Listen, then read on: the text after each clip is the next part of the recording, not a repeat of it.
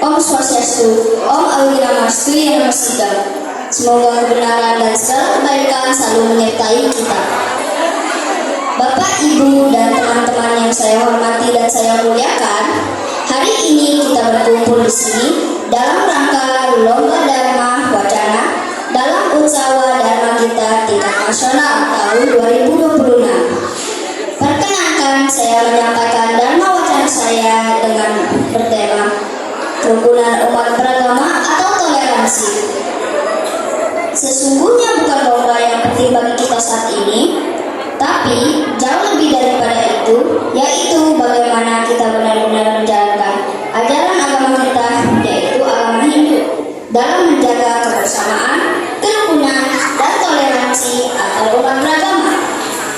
Saat ini dan ke depan, kita akan selalu berkumpul dalam lingkungan yang berbeda-beda agama, mulai dari lingkungan tempat tinggal kita, sekolah kita, dan juga lingkungan kerja orang tua kita.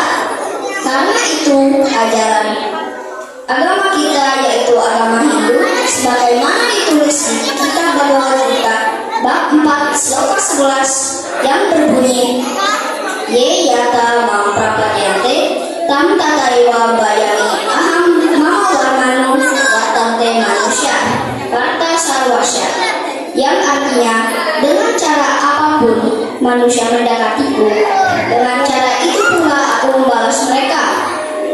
Wahai Arjuna, semua manusia menempuh jalanku dalam segala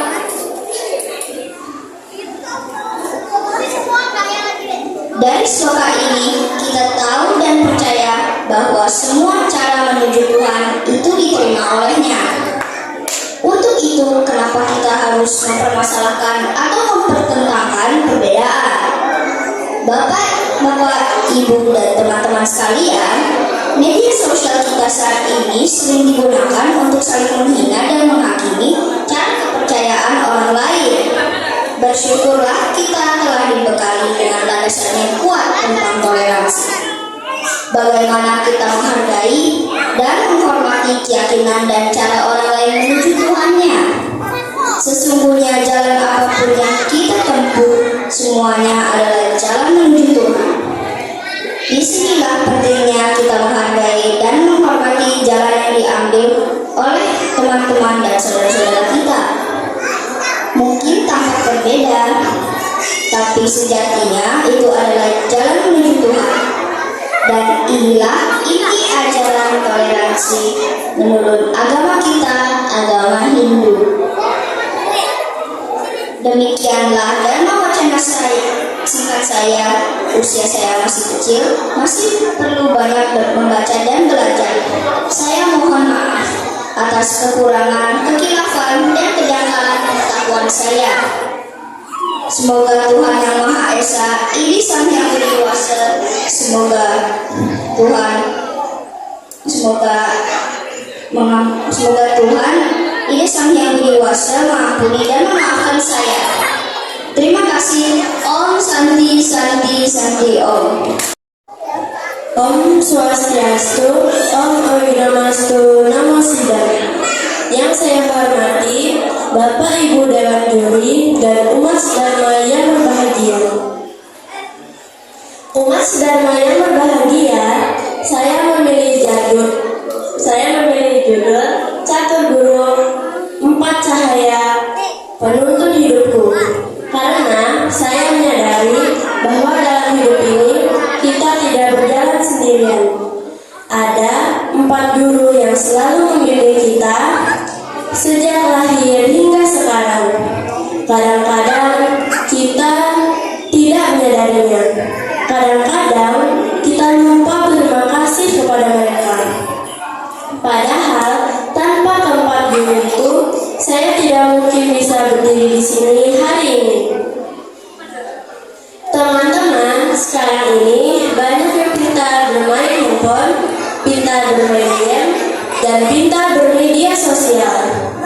Tetapi ada juga yang mulai berani membantah orang tua, tidak membantu orang tua, tidak mendengarkan guru, malas berdoa, bahkan tidak menaati aturan. kita lupa siapa saja guru di dalam hidup kita. Padahal dalam ajaran Hindu kita mengenal yang namanya catur guru, yaitu 4 guru yang wajib kita hormati. Pernahkah kita berpikir siapa yang pertama kali mengajarkan kita berbicara? Siapa pertama kali yang mengajarkan kita berjalan? Siapa yang pertama kali mengajarkan kita membaca dan menulis? Dan siapa yang menjaga agar kehidupan kita aman dan tertib? Semua itu ada di dalam catur guru.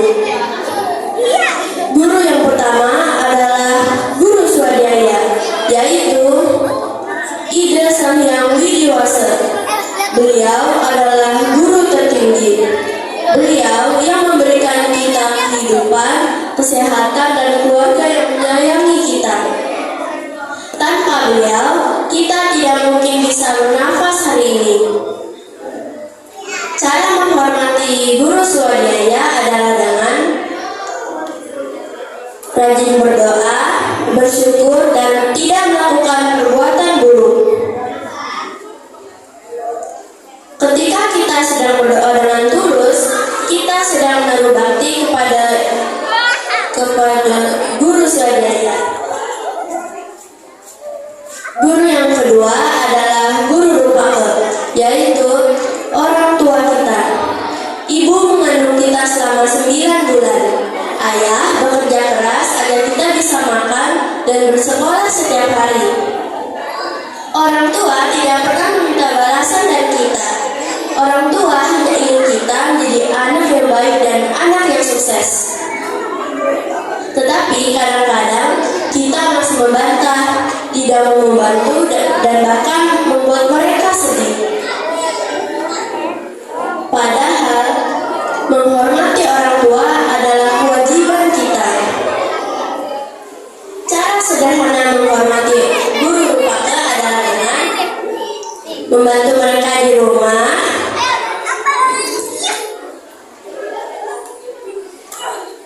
berbicara sopan, dan belajar dengan giat agar mereka bangga. Guru yang ketiga adalah guru pengajian, yaitu bapak dan ibu guru di sekolah.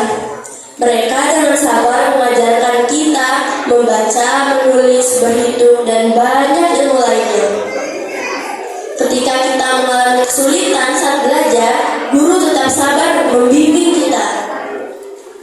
Cara menghormati guru pengajian adalah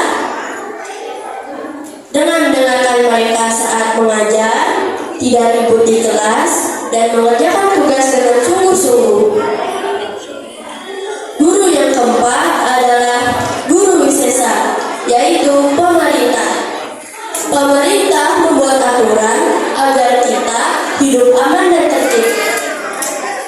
Misalnya, aturan memakai seragam sekolah, aturan datang tepat waktu, dan aturan lalu lintas agar kita tidak celaka. Saat kita menaati aturan, kita sedang menghormati Guru Wisesa. Umat sedharma yang berbahagia, catur guru seperti 4 cahaya yang menerangi jalan hidup kita. Jika kita mengikuti cahaya itu, kita tidak akan tersesat. Tetapi jika kita mengabaikannya, kita bisa salah jalan. Anak yang menghormati catur guru akan menjadi anak yang rajin, disiplin, dan bertanggung jawab.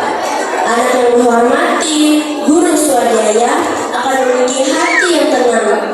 Anak yang menghormati orang tua akan disayang banyak orang.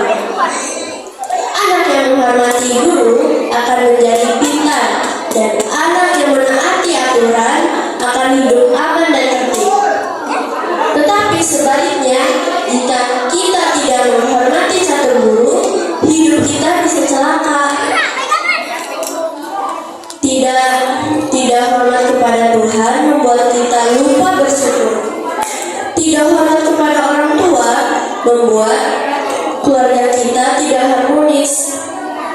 Tidak hormat kepada guru membuat kita tidak mendapatkan ilmu. Tidak menaati aturan membuat kita bisa celaka. Maka dari itu, mulai hari ini, mari kita bertanya pada diri sendiri. Apakah kita sudah rajin berdoa? Apakah kita sudah membantu orang tua? Apakah kita sudah menghormati guru? Apakah kita sudah menaati aturan? Jika belum, mari perbaiki bersama-sama. Umat sedang yang berbahagia. Anak yang hebat bukan tentang nilai yang tinggi. Anak yang hebat adalah anak yang baik dan tahu berterima kasih kepada guru. Catur guru bukan hanya untuk dihafal saat pelajaran agama. Catur guru harus kita terapkan dalam kehidupan sehari-hari. Kesimpulannya, catur guru adalah 4 guru yang menjadi pembimbing di dalam hidup kita. Guru swadhyaya, guru rupake, guru pengajian, dan guru wisesa. Ketika kita menghormati catur guru, kita sedang menjalankan ajaran Dharma. Ketika kita sedang menghormati catur guru, kita sedang menyiapkan masa depan yang cerah. Sebagai penutup, mari kita berdiri dalam hati untuk menjadi anak Hindu yang selalu menghormati catur guru, rajin berdoa, patuh kepada orang tua, menghormati guru dan menaati aturan. Semoga kita menjadi anak kebanggaan keluarga, sekolah, dan bangsa. Mohon maaf bila ada kesalahan. Om Santi Santi Santi Om. Om Swastiastu. Om Widyamastu Namastu. Bapak Ibu juri yang saya hormati, serta hadirin yang hadir pada hari ini yang saya hormati. Atas hasil kata Waranugraha Ida Sang Dewasa, hari ini kita dapat berkumpul di tempat ini dalam keadaan sehat dan berbahagia. Perkenalkan, nama saya Gus Putra yang paling ganteng.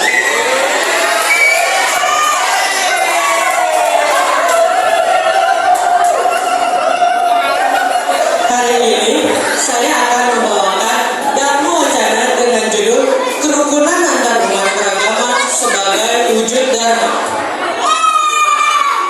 Sebelum saya memulai, izinkan saya berdoa terlebih dahulu. Om Guru Brahma, Guru Wisnu, Guru Dewa Maheswara, Guru Saksat Parang Brahma, Tasmai Sri Guruwe Namah.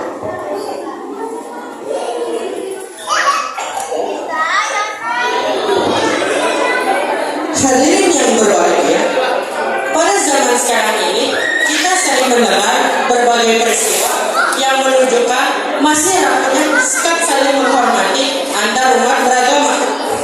Padahal perbedaan keyakinan yang seharusnya menjadi kekayaan bangsa justru menimbulkan kesalahpahaman, saling menyalahkan, pertengkaran, bahkan perpecahan.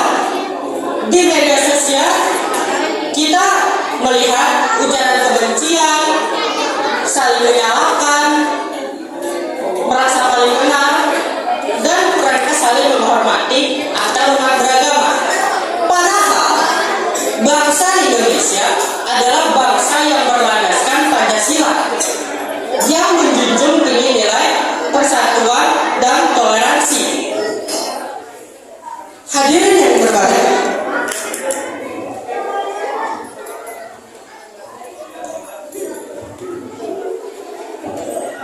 dalam ajaran agama Hindu, Dharma bukan hanya berdoa atau upacara saja, melainkan bagaimana kita bersikap benar dalam kehidupan sosial. Dharma mengajarkan kita untuk hidup harmonis dengan Tuhan, dengan sesama manusia, dan dengan alam semesta. Kerukunan antar umat beragama adalah wujud pelaksanaan dharma, karena dharma selalu menuntun manusia menuju kebenaran, kasih sayang, dan kedamaian, bukan kerusuhan. Jika kita mampu menghormati orang lain yang berbeda keyakinan, membantu tanpa memandang agama, serta menjaga ucapan dan perbuatan agar tidak menyakiti, maka kita telah menjalankan dharma dalam kehidupan sehari-hari. Perbedaan agama bukanlah alasan untuk terpecah, melainkan kesempatan untuk belajar saling menghargai. Hari ini kita bersama-sama merenungkan pentingnya kerukunan antar umat beragama. Kita hidup di Indonesia yang memiliki banyak suku, budaya, agama, dan kebiasaan. Perbedaan itu bukan untuk dipertentangkan, melainkan untuk dihargai sebagai anugerah Tuhan Yang Maha Esa. Sebagai umat hidup, kita diajarkan bahwa semua makhluk adalah ciptaan Ida Sang Yang Dewasa. Walaupun cara berdoa kita berbeda-beda, tapi tujuan kita sama, yaitu mencari kebaikan, kedamaian, dan kebahagiaan. Hadirin yang baik hatinya, izinkan saya berpantun dulu ya. Jalan-jalan ke kota lama, jangan lupa membeli mangga. Walaupun kita berbeda agama, saling menghormati itu yang utama.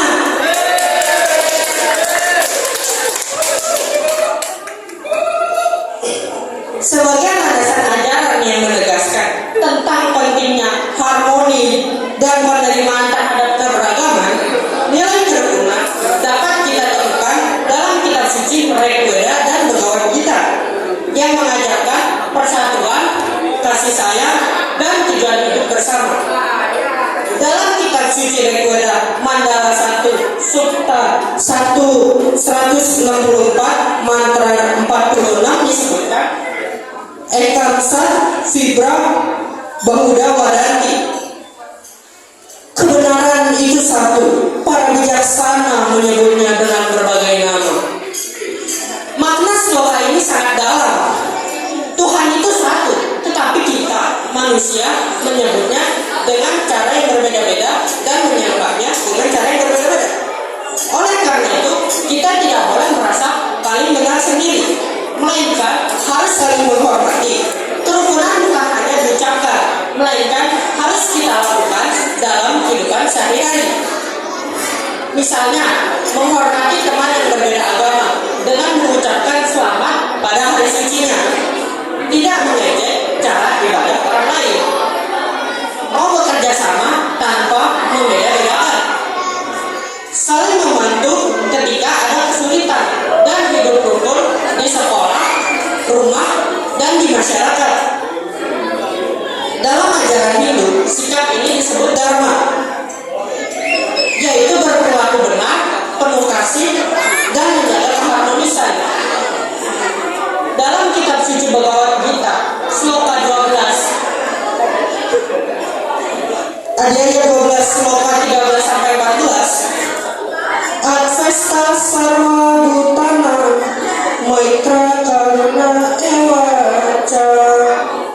Dia yang tidak membenci makhluk manapun, bersahabat dan penuh kasih kepada semua, dialah yang dikasih. Makna sloka ini, umat Hindu diajarkan untuk tidak membenci, melainkan mengembangkan persahabatan dan kasih sayang kepada semua makhluk tanpa memandang perbedaan. Berdasarkan kitab suci Weda dan Bhagavad Gita, kita semua berasal dari Tuhan yang sama. Perbedaan adalah karena Tuhan yang harus dihargai. Hidup rukun, saling menghormati, dan bekerja sama merupakan pelaksanaan dharma yang utama. Dengan demikian, kerukunan antar umat beragama bukan hanya nilai sosial, tetapi juga perintah suci dalam ajaran Hindu.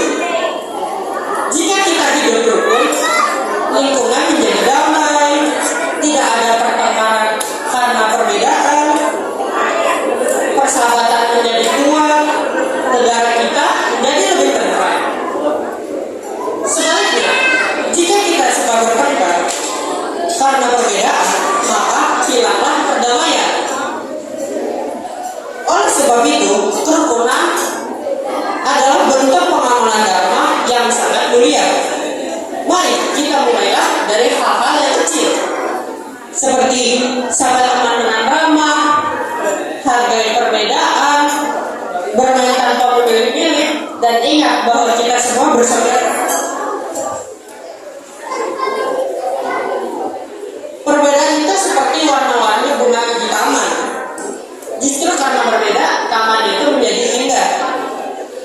Mari kita wujudkan kerukunan sebagai jalan hidup kita, dengan saling menghormati, dengan melaksanakan dharma, dan membuat dunia menjadi lebih damai. Kerukunan bukan hanya kata-kata, tetapi harus dilakukan setiap hari, dengan saling menghormati, saling membantu, dan tidak membeda-bedakan teman. Perbedaan bukan alasan untuk bertengkar, melainkan kesempatan untuk belajar saling menghargai. Kerukunan antar umat beragama bukan sekedar nilai sosial, melainkan wujud nyata pelaksanaan dharma.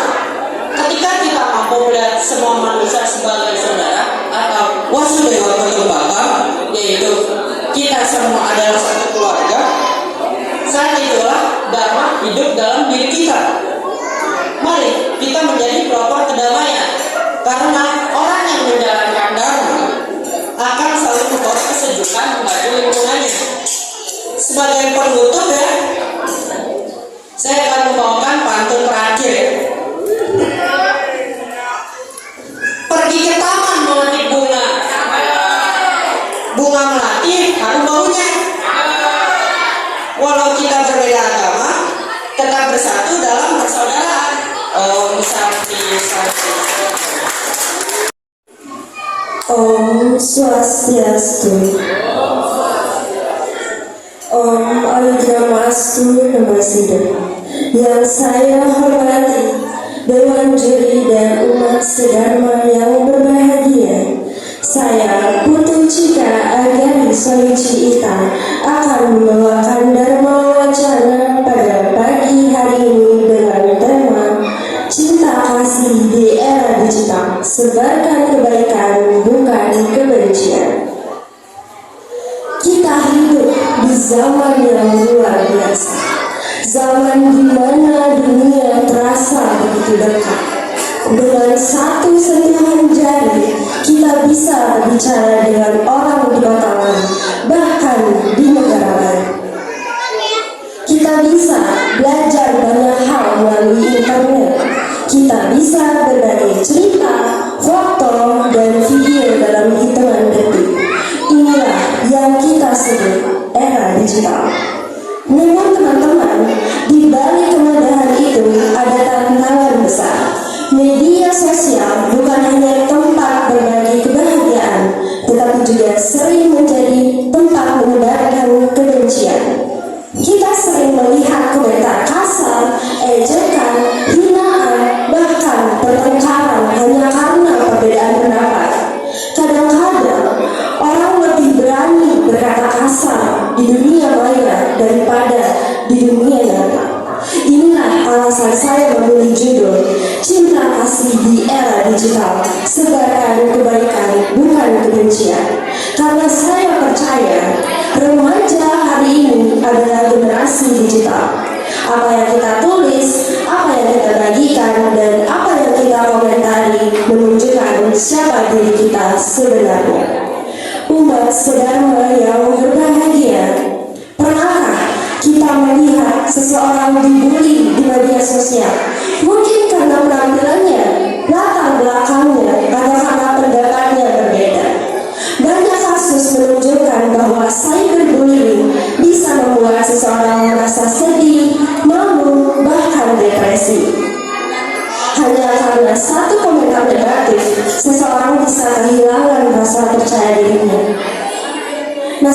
seringkali bukan karena kita jahat, tetapi karena kita kurang berpikir sebelum menulis. Kita lupa bahwa di balik layar itu ada manusia yang memiliki perasaan. Dalam ajaran Hindu, kita mengenal konsep Tatwa Asih, yang berarti aku adalah engkau. Artinya, apa yang kita rasakan juga dirasakan oleh orang lain. Jika kita tidak ingin dihina, maka jangan menghina. Jika kita tidak ingin disakiti, maka jangan menyakiti. Selain itu, ajaran ahimsa mengajarkan kita untuk tidak melakukan kekerasan. Kekerasan bukan hanya memukul atau menyakiti secara fisik. Kata-kata kasar, ejekan, dan komentar jahat di media sosial juga termasuk bentuk dalam kekerasan. Ahimsa mengajak kita untuk mengedepankan cinta kasih dan kelembutan hati. Cinta kasih bukan berarti kita lemah. Justru cinta kasih adalah kekuatan terbesar. Orang yang mampu menahan diri untuk tidak membalas kebencian adalah orang yang kuat.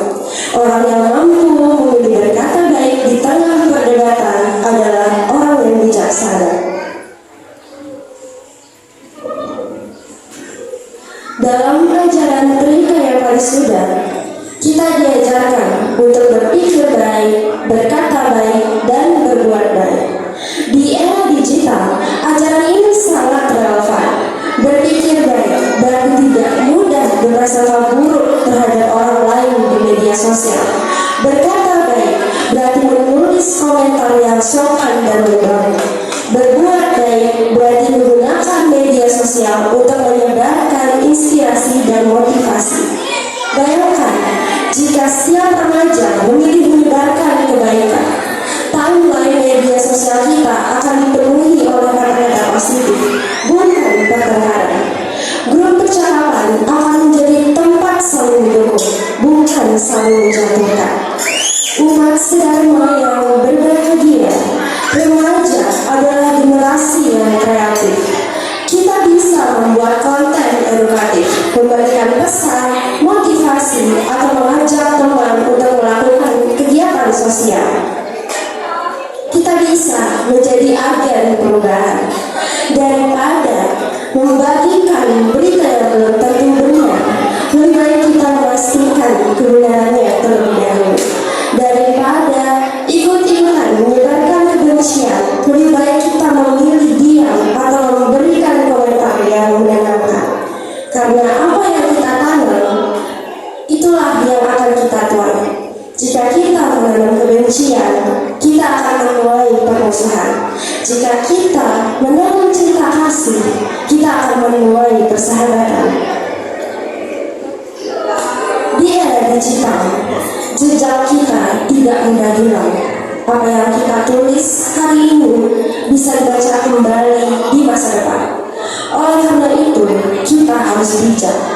Jangan sampai karena emosi sesaat kita menyesal di kemudian hari.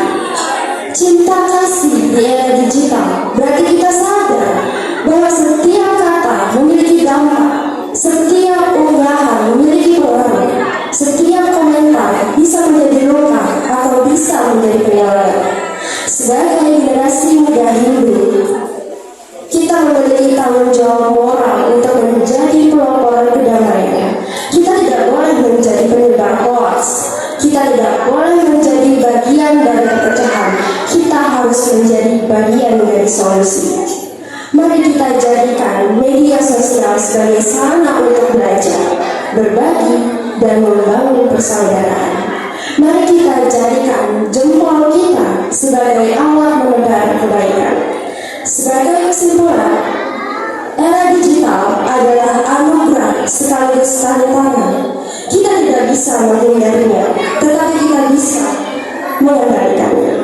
Dengan mempraktikkan ajaran Tatwa Asih, Ahimsa, dan Trikaya Parisuddha, kita dapat menjadikan media sosial sebagai ladang cinta kasih. Mari kita ingat, dunia digital adalah cerminan hati kita. Jika hati kita memenuhi cinta kasih, maka yang keluar dari kita pun adalah kebaikan.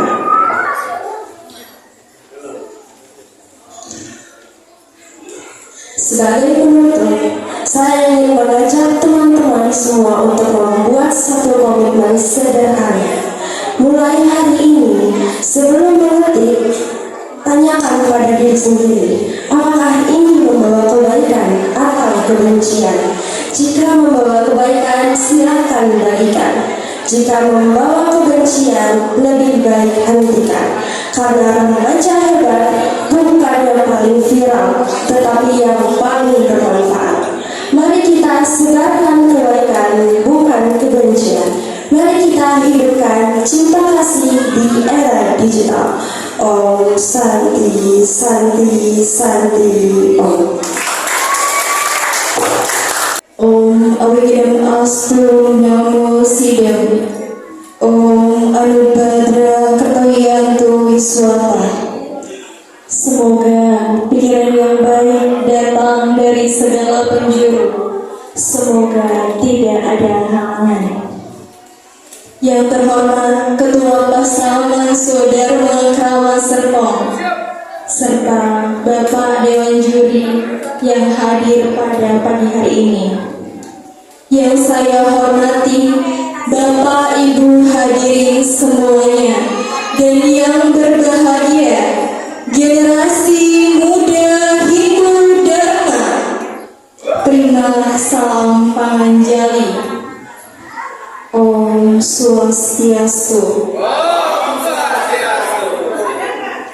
Puja Astungkara kita haturkan kehadirat Ida Sang Hyang Widiwasa. Atas Asung Kerto Warangraha Ida, kita dapat berkumpul dan bertemu dalam keadaan sehat dan berbahagia pada acara tampilan Utsawa Dharma Gita Pasrama Swadharma Krama Serpong. Bapak Ibu umat sedharma, dalam ajaran agama Hindu kita mengenal ajaran Dharma Sewana, yaitu pengabdian yang tulus ikhlas. Salah satu wujud nyata dari Dharma Sewana yaitu melalui pelaksanaan yajna. Pada kesempatan yang berbahagia ini, izinkan saya membawakan pesan Dharma yang bertemakan Dharma Sewanam dengan judul Mengabdi dengan Dharma, menghidupkan makna lascarya. Dalam ajaran agama Hindu, pengabdian diwujudkan melalui pancayatnya, yaitu 5 jenis yatnya yang menjadi dasar dari Dharma Sewanam. Bagian dari pancayatnya seperti yang kita ketahui, yang pertama yaitu Dewa Yatnya. Yatnya yang ditujukan kepada Ida Sang Hyang Widiwasa. Kita dapat melaksanakan puja Trisandya, yaitu sembahyang 3 waktu pada pukul 6 pagi, 12 siang, dan jam 6 sore.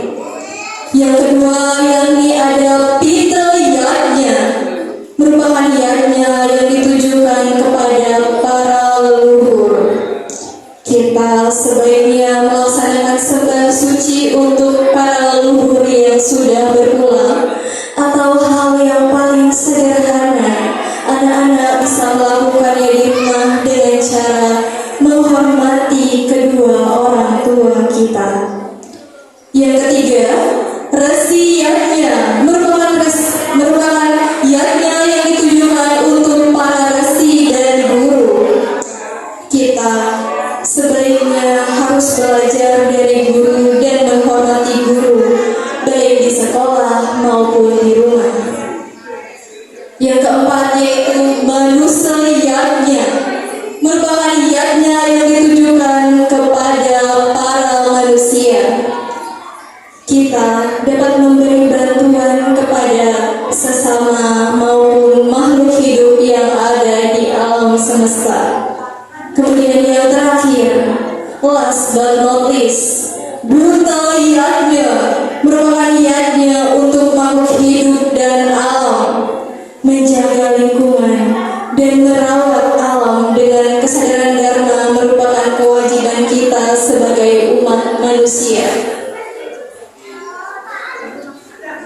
Dengan memahami pancarannya, kita belajar bahwa pengabdian menyentuh setiap aspek pada kehidupan. Bapak Ibu hadirin, mari kita mengingat kisah dari Ramayana tentang Hanuman. Ketika Dewi Sita diculik, Rama meminta Hanuman untuk mencarinya. Perjalanan Hanuman tidaklah mudah. Ia harus melompati lautan luas, menghadapi bahaya, dan melawan rasa takutnya sendiri. Sesampainya di Alengka, Hanuman tidak hanya menemukan Sita, tetapi juga menenangkan dan meyakinkan Sita bahwa Sita bisa pergi dari Alengka. Sesampainya di Alengka, Hanuman juga tertangkap dan ekornya dibakar. Apa yang Hanuman lakukan setelah mengetahui ekornya dibakar? Ia tidak membalas dengan kemarahan, namun ia menggunakan api tersebut untuk menghancurkan kejahatan. Semua itu ia lakukan tanpa pernah memikirkan imbalan. Ia hanya ingin mengabdi dengan tulus. Dari kisah tersebut kita belajar bahwa pengorbanan bukanlah hal yang semata-mata mudah, tapi sejatinya ketulusan tidak selalu mudah, bahkan kadang terasa berat dan bahkan menyakitkan, seperti apa yang dialami oleh Hanuman. Namun, ketika kita memahami ajaran Tatwamasi, aku adalah kamu dan kamu adalah aku, kita tidak akan merasa sedang memberi kepada orang lain, melainkan kita menyadari bahwa sejatinya kita sedang memberi kepada diri kita sendiri.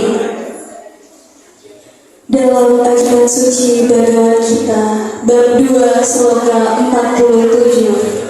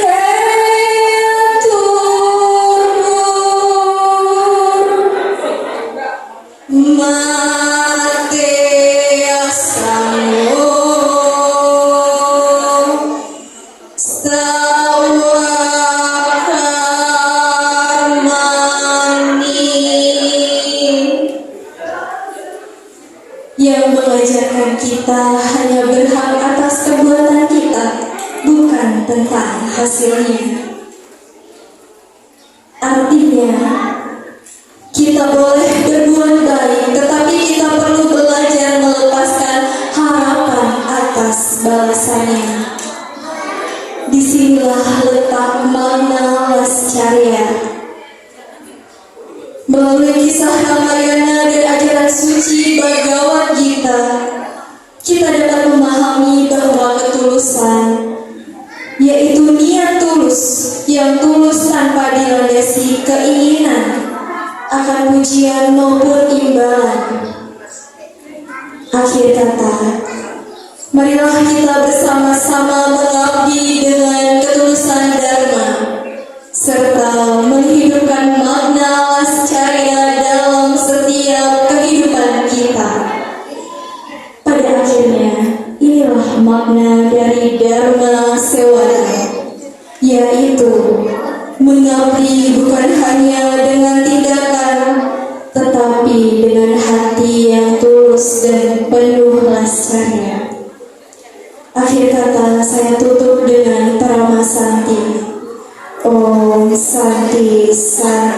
Santi Om.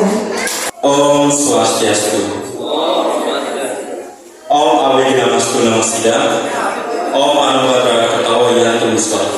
May good thoughts come to us from every direction. Respectable honorable judges, respected teachers, and my dear brothers and sisters. My name is Ketut Wisnu Hamadiata, and right now, in this opportunity, I'd like to deliver my Dhamma Vachana entitled Green Dharma, our sacred duty to protect nature. In the teachings of Hinduism, Dharma is not merely about prayers, rituals, or religious ceremonies. Dharma is way of life. Dharma is responsibility. And Dharma is doing it in harmony with God, with other human beings, and also with nature.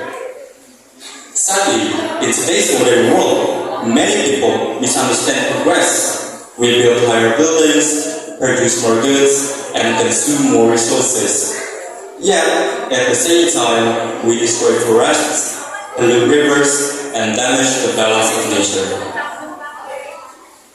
Climate change, global warming, floods, and droughts are no longer distant threats.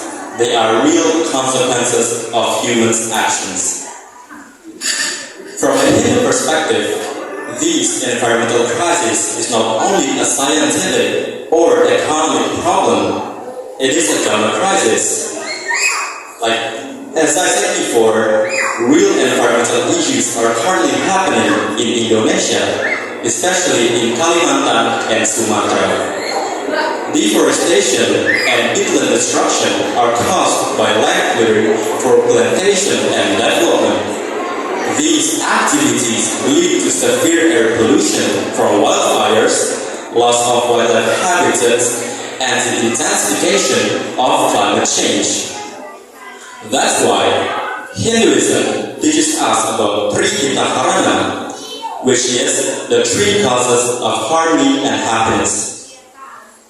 The first one is Parayangan, which is harmony between humans and God. The second one is Pawangan, which means harmony among human beings. And lastly, it is Palamahan, which is harmony between humans and nature. If one of these is damaged, true happiness cannot exist.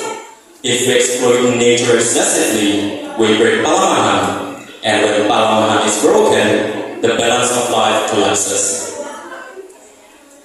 Therefore, protecting the environment is not an optional action. It is Dharma itself. In Bhagavad Gita, Lord Krishna explains about the natural cycle of life.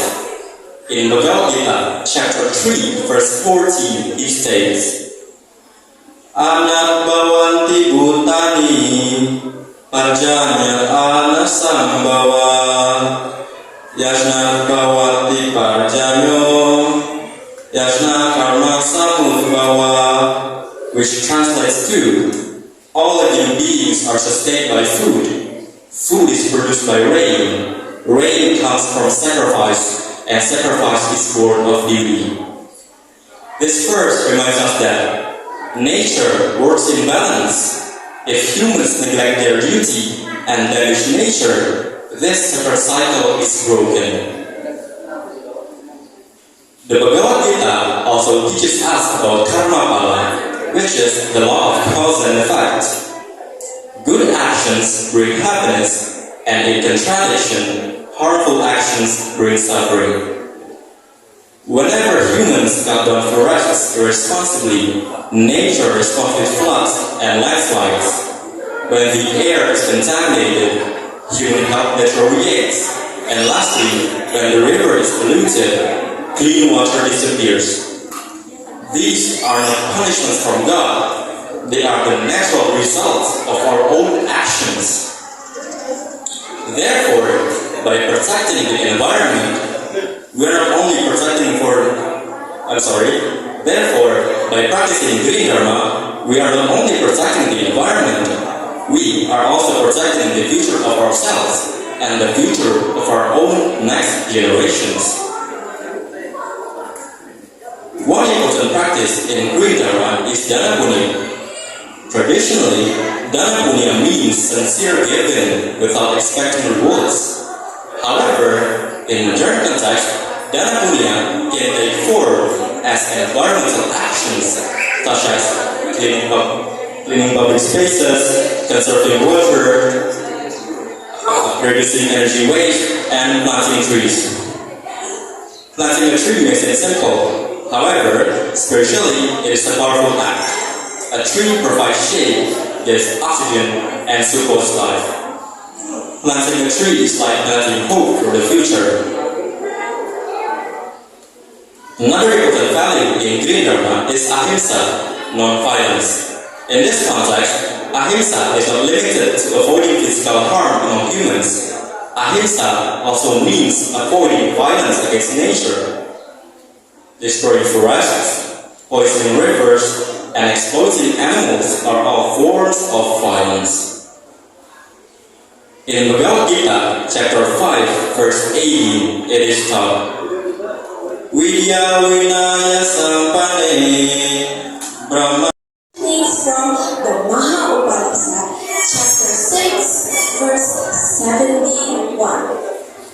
Ayam nija paroveti, ganana lagu celasa, udara caritananku, Vasudhaiva Kutumbakam, which translates to, the world is one family. This is mine, that is yours. Such thoughts arise from a limited mind, but for the generous and noble in spirit, the world is one family. This sentence teaches me that even if our religion is different, our hearts can still be close because we are one family. We as humans are born to be kind to one another, and that's why Vasudhaiva Kutumbakam is relevant till this day. Another beautiful Hindu teaching comes from the Rig Veda, chapter 164, verse 46, that says, Ekam Sarvibra Bahuda Vadanti, which means the truth is one. The wise call it by many names. And fun fact, Hindu itself is actually a monotheism religion, which means we only believe in one God, but we call him by many different names and by many different purposes. For me, this means that even if we do pray differently with different traditions, we all search for goodness, peace, and truth amongst two others.